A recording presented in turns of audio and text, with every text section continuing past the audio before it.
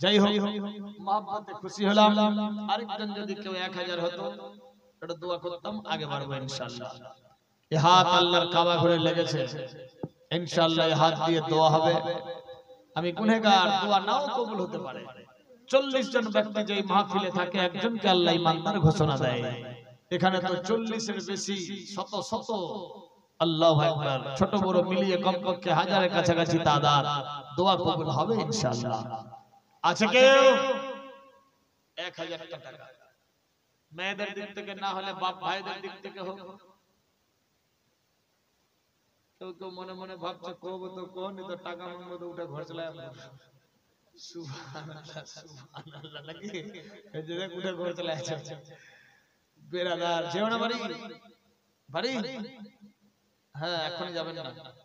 এই 12টা মাত্র পার হয়েছে, একটা বাজুক, একটা পার হোক বেরাদার।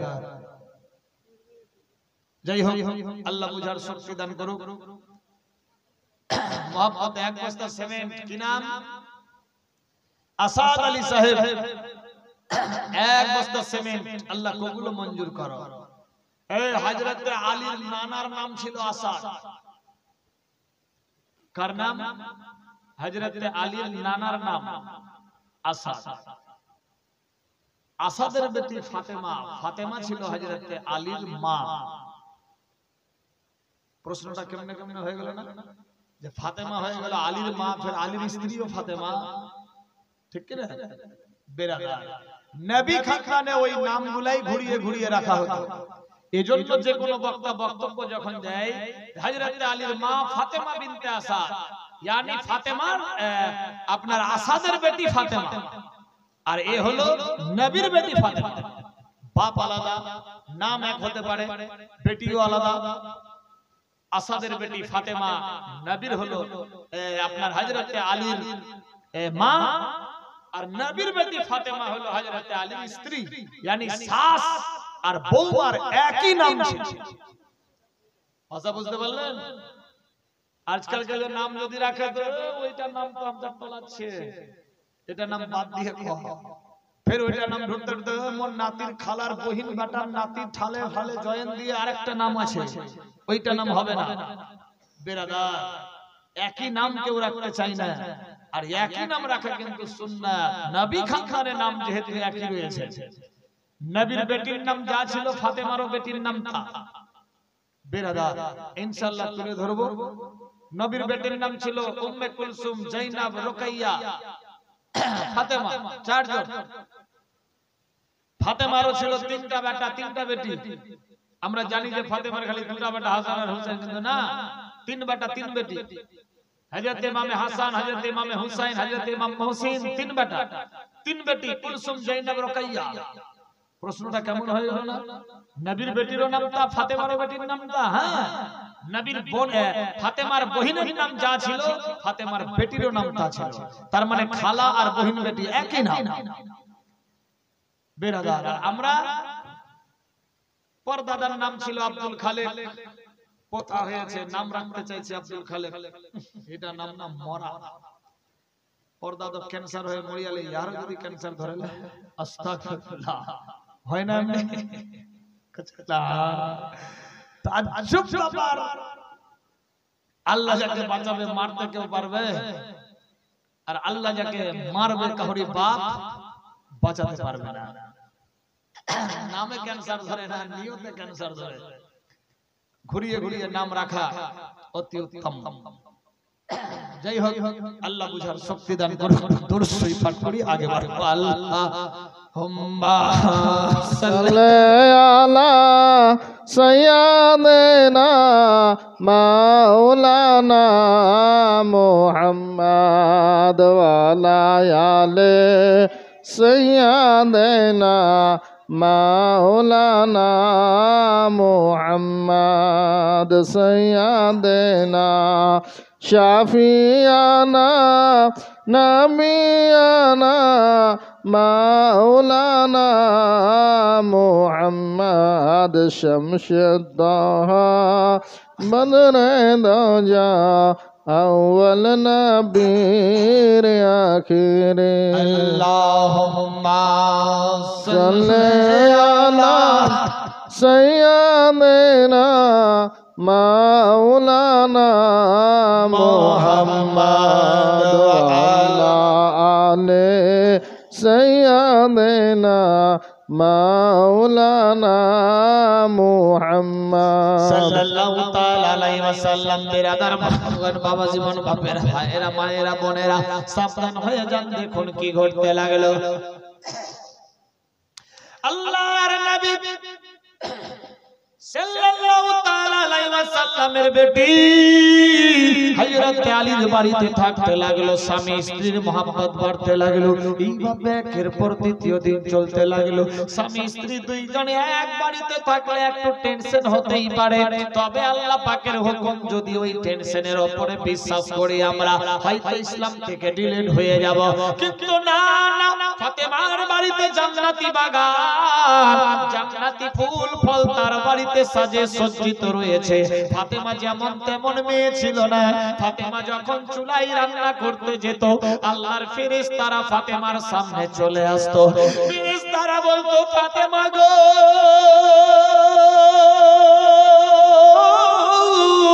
তুমি কাজ কর্ম করবা, আমরা ফেরেশতা তোমার সঙ্গে হাতে হাত দিয়ে কাজ কর্মে শামিল হয়ে যাব। আল্লাহু আকবার, আল্লাহু আকবার। ফাতেমা যখন গোসলখানায় যেত, কুয়া থেকে পানি তুলবে, আল্লাহর হুর গেলে মা ফেরেশতারা গিয়ে হাজির হয়ে যেত। ফাতেমা তুমি কষ্ট পাবা, তুমি কষ্ট পেলে নবী মুস্তাফা কষ্ট পাবে, নবী আমার কষ্ট পেলে আল্লাহ রাজি হবে না। শোনো রে ফাতেমা, তোমার হাতে হাত দিয়ে আমরা আল্লাহর কুদরতি হিম্মত দিয়া পানি টেনে দেব। আল্লাহু আকবার। ফাতেমার সঙ্গীর সাথী হইয়া ফেরেশতারা কাজে হাত লাগাতো। ফাতেমা যখন কাপড় কাচার জন্য যেতেন গোসলখানায়, ফাতেমা যখন কাপড় কাচতো, আল্লাহর ফেরেশতারা এসে কাপড় কাচাতে হাত লাগাতো। আমার আল্লাহ বলে, জিবরাইল রে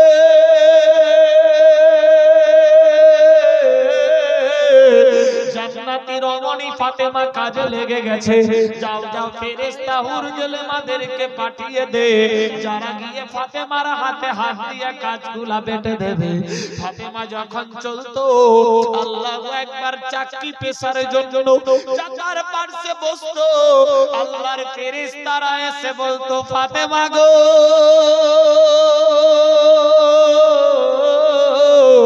তুমি একাই জাতা টানবা, কষ্ট পেয়ে যাবা। ফাতেমা আমরা জান্নাত থেকে এসেছি মেহমান স্বরূপ তোমার বাড়িতে, আমরা ফেরেশতা তোমার হাতে হাত লাগায়া জাতা পিষে দেব।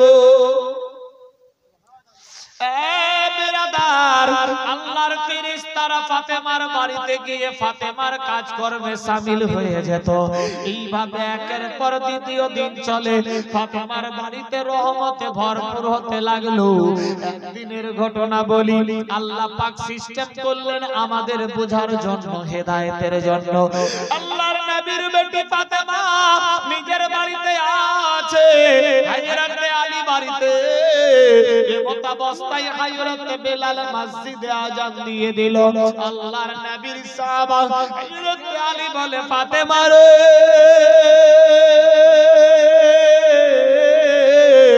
ইশারা আযান হয়ে গেল, আমি নামাজ পড়ে আসি। ফাতেমা বললেন, স্বামী যাও যাও, অতি শিগগির আসবা। হযরত আলী গিয়ে যখন মসজিদে নববীতে পৌঁছে গেল, নামাজে রত হয়েছে। আল্লাহর নবী আলীর দেখা বললেন, আলী রে তাড়াতাড়ি তুমি নামাজ পড়ে যেও না, আমি নবী মুস্তাফার ওয়াদার গল্প আছে, তুমি নামাজের পরে থামবা। সুবহানাল্লাহ, সুবহানাল্লাহ। মারাত্মক ডেঞ্জার ঘটনা। বিশ্ব নবী বললেন, আলী তোমার সঙ্গে কথা আছে, গল্প আছে, তুমি থামবা। ঠিক আছে। এদিকে বাড়িতে ফাতেমা বলেছে, তুমি তাড়াতাড়ি করে নামাজ পড়ে চলে আসবা। ভাষা বুঝতে পারলেন? বিবি বলেছে চলে আসবা, নবী বলছে থামবা। বিবির মহব্বত না নবীর মহব্বত কোথায় আছে? আমরা মুখে খালি বলি নবীর মহব্বত, কিন্তু বিবিকে দেখে সবাই ভয় করে। বেরাই হাসি দেখছে। ও মনে হয় ভয় করছে, মনে হয় না হয়নি। বেরাদার কোথায় আছে মুসলমান? ভাবতে অবাক লাগে, বড় বড় বাবু বিবির কাছে সব বাবুই খাবো, কিচ্ছু করার নাই। তবে এখানকার মা বোনেরা খুব ভালো, এরা স্বামীকে স্বামীর মর্যাদা দেয়, ভয় দেখায় না। আল্লাহ সবাইকে ভালো রাখুক, সবাই বলি আমিন, আল্লাহুম্মা আমিন। আমিন।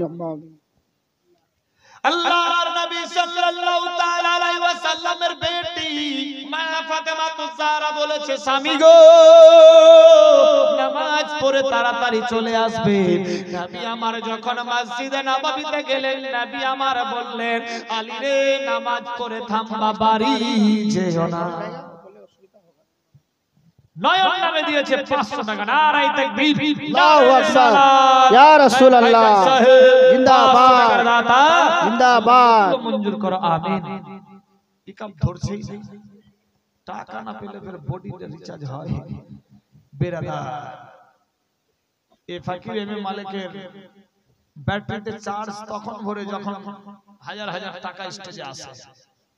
বেরাদার তো বলছে 100 টাকা বলে দিব। সুবহানাল্লাহ, মাইকটা এত ভালো, জেনারেটর वाला ভালো, মাইক वाला ভালো, 100 টাকার নিয়ত করেছে, দাও। ও মনে ভাবলো আমি শুনতেই পাইনি, চতুর্দিকে যে কানটা আছে। বেরাদার সুবহানাল্লাহ, সুবহানাল্লাহ, 100 সুবহানাল্লাহ। যাই হোক, কথা বলেছি, রেখেছে, দিয়েছে, কাল হয়তো দেবে শেষের দিন। বেরাদার মোহাম্মতে খুশির সাথে দিয়েছে 100, আল্লাহ কবুল ও মঞ্জুর করো, আমিন, আমিন। মাইক ওয়ালাটা এখানে আচ্ছা, সত্যির মাইক, মাইক কিন্তু খুব ভালো, সাউন্ডটা কমাই রেখেছেন মনে হয়। নাই বেরাদার আপনাদের দিকে সাউন্ড ঠিক আছে? সার্ভিস ঠিক আছে তো? কেউ হয়েছে? কেউ হয়েছে?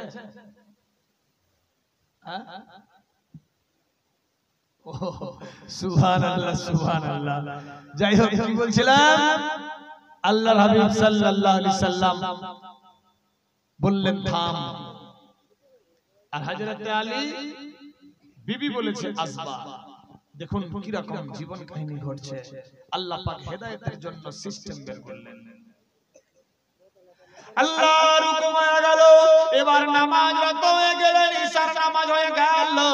ফাতেমা তুজারা নিজের বাড়ির মধ্যে কোরআন পড়তে বসেছে। তখন বাপ ঘড়ি ঘন্টা ছিল না, কোরআন মাজিদ পড়তে পড়তে ফাতেমার মন বড় হয়ে গেল। দেখে